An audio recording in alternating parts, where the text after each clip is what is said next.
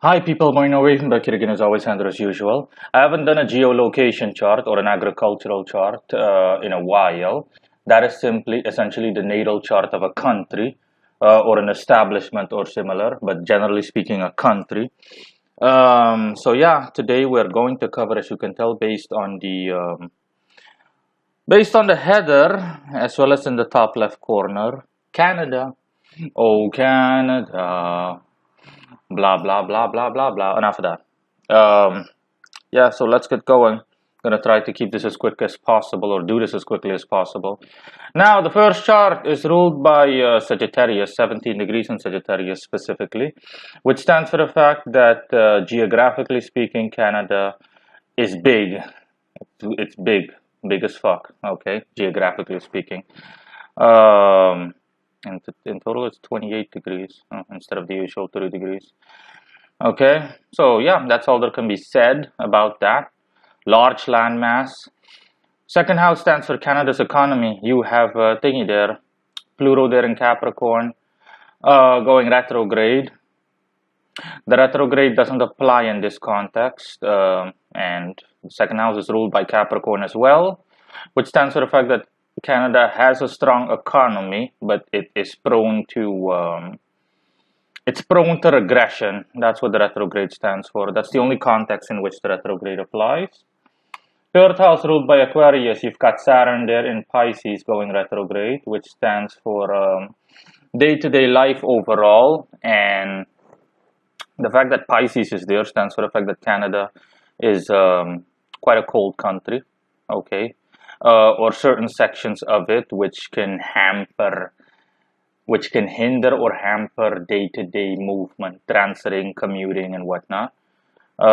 That's the only way in which the retrograde applies. For the rest, Saturn in Pisces also doesn't function all too well. It means that there are people that simply struggle and have to deal with hardships in day-to-day, on a day-to-day basis, or in day-to-day living, or day-to-day life overall.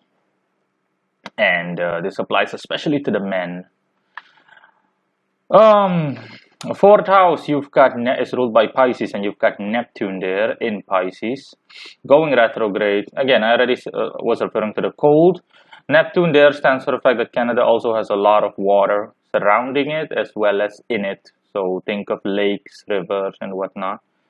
Um, Large bodies of water that make up its landmass.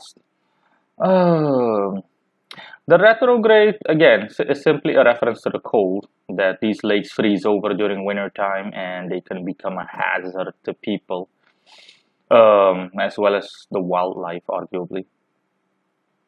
Um, you've got the Earth there. I'm going to dismiss Chiron. You can dismiss Chiron. The Earth is in Aries, in the fourth house. Um, the Earth there stands for the fact that, generally speaking, Canada as a nation wishes that it was warmer. That's why it's a fire sign.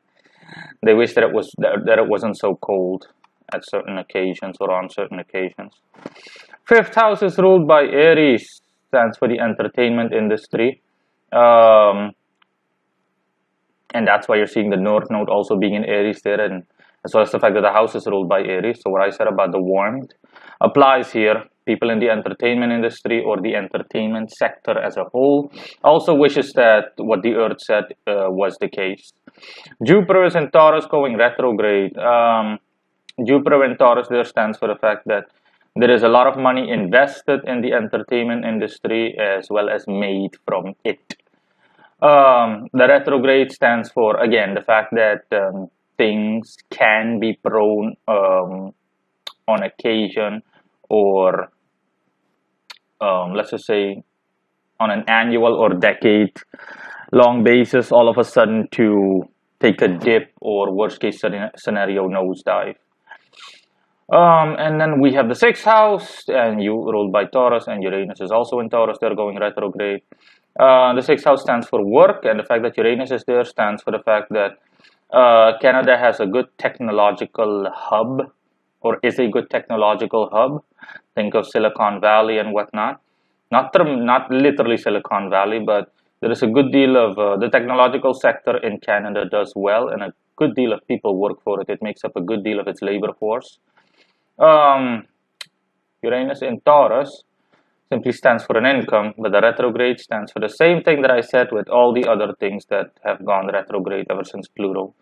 So the same thing with Jupiter applies also to Uranus, where I said that things have a tendency to take a turn for the worst, essentially, or sometimes progress can slow down to the point where it seems almost that it's stagnant.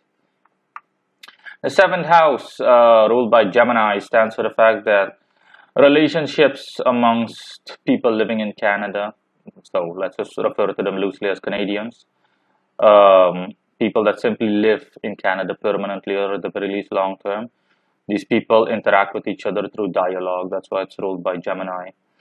Eighth house stands for financial institutions and establishments in Canada. It's ruled by Cancer. Um, so think of banks, think of payment processors, think of companies that simply deal with money and with taxes and stuff like that. Also, funeral processing companies dealing with debt and the arrangements of someone that has deceased. There is not a lot to say. There is no planet in here, and it's 30 degrees and 9 minutes, exactly 30 degrees and 9 minutes. 57 minus 48 equals 9, doesn't it? Yeah, it does. So yeah, it simply stands for the fact that things are that these establishments are, generally speaking, compared to the rest of Canada as a whole, stable and consistent. There's nothing odd going on there, or nothing notable, nothing out of the ordinary, so to speak, or nothing notable. That's why the house is neutral, essentially. Now, the ninth house ruled by Leo, and the moon is also there, also in Leo, and the moon is conjunct the ninth house. Juno is also in Leo. Simply stands for the fact that it stands for the fact that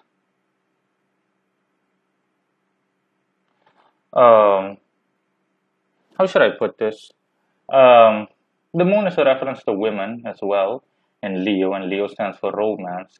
The ninth house stands for politics, education, and whatnot. It stands for the fact that women, they occupy themselves greatly in these fields, or they interact greatly in these fields. Anything from politics to education, higher levels of education specifically, all things of a foreign nature, occupying themselves with foreign cultures and whatnot. It's the men that more deal with day-to-day living. The women primarily occupy themselves with the aforementioned. That's what this stands for, summarized. Juno there stands for the fact that there is also a tendency to either look for love in these locations or romance in these locations. That's why Saturn opposes this entire cluster.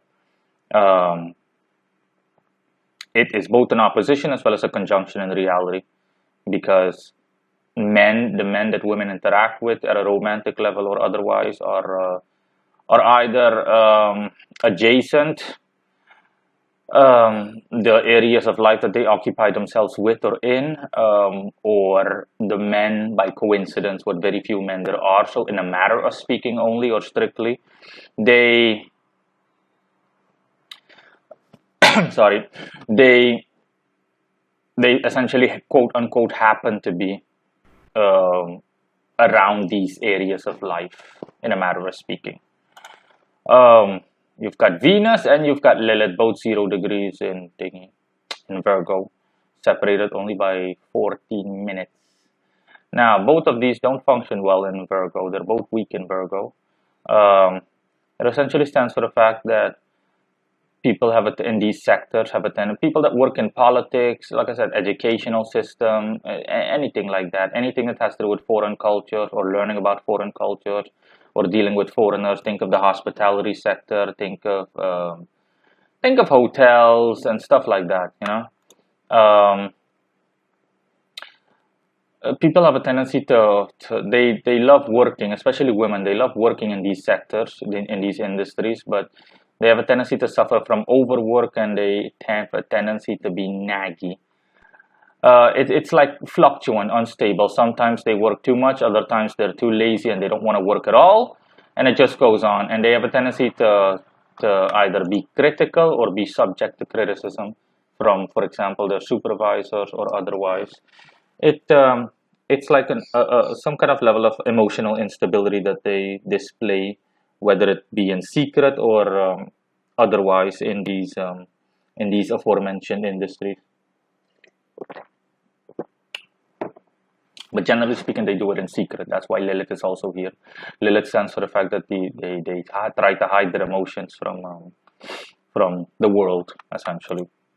Now, the 10th house, which deals with authority figures of the Canadian government, ruled by Virgo, you have got the Mercury there, thingy there, Pallas there, Pallas Athena, and the Sun, all of which are in Libra, which stands for the fact that the Canadian government in general wants to portray itself as peace-loving and standing for equality for all, non-discriminatory, etc., etc., etc. The picture-perfect, quote-unquote, angelic government. But in their capable, they have, with throughout Canada's history and or existence, they have been capable of doing so. That's what Pallas stands for at a minor level. But the Sun indicates that there are issues in doing so on occasion or at most regularly. Now, and the Libra freight train continues. The 11th house is ruled by Libra as well, stands for the population as a whole, so the masses of the Canadian population as a whole. The power of fortune is there in Libra, which stands for the fact that the biggest success that Canadians have as a population compared to the rest of the world is the fact that they are stereotypically seen as nice, as in really, really nice, ultra polite, ultra kind, incapable of anger, essentially. That's why Mars is also at its weakest in Libra, almost incapable of showing any kind of aggression whatsoever. Understand that this doesn't apply to, obviously, to individuals. It applies to the majority of the Canadian population and the stereotypical viewpoint that thingies have of them, that that the rest of the world has of them, including their own people. So including each other. That's why the South Node is also there. The South Node stands for which factor or factors are already present in excess, and it's also in Libra. They're both going retrograde, both the South Node and the North Node. So just going to dismiss that. The retrograde. There are no mention-worthy statements that could be made about both going retrograde, so I'm not going to bother. And the last celestial body is Ceres. Ceres is in Scorpio in the 11th house, which stands for the fact that the population focuses substantially on making money on a day-to-day basis through labor or anything that constitutes work. The 12th house is ruled by Scorpio, which stands for the fact that Canada has a good deal of of non-tropical swamps. Think subtropical swamps and whatnot, simply cold swamps. And other bodies of water that contain a lot of fish and whatnot. And overall wildlife, well, naval-based wildlife. Let me see if there's anything else that can be said. Just briefly looking at everything.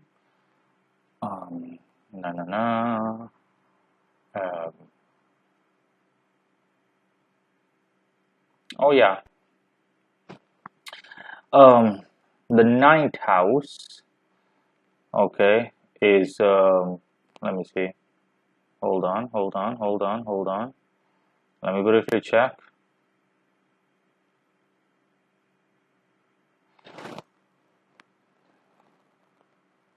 Yeah, the 9th house, the 3rd and the 9th house are bigger, slightly bigger compared to the other houses, 33 degrees in total. For example, the first house is 28 degrees, the second house is 30 degrees. The 3rd house is the only one that I can tell that is like, that is the 3rd and the 9th are the largest.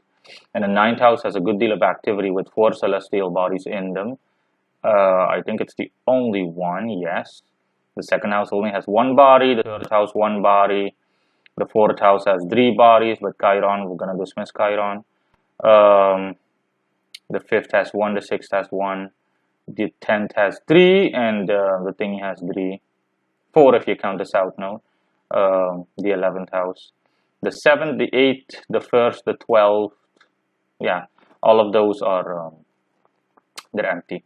Now, the 9th house, what I was going to say is that the fact that the 3rd house is so big simply stands for the fact that due to its huge size in terms of landmass, geographically speaking, there is a lot of transitting, okay, a lot of transitting in terms of going from one place to another in Canada. The 9th house, another thing that the 9th house also stands for is the outdoors and overall flora and fauna, and that's why there is also so much activity.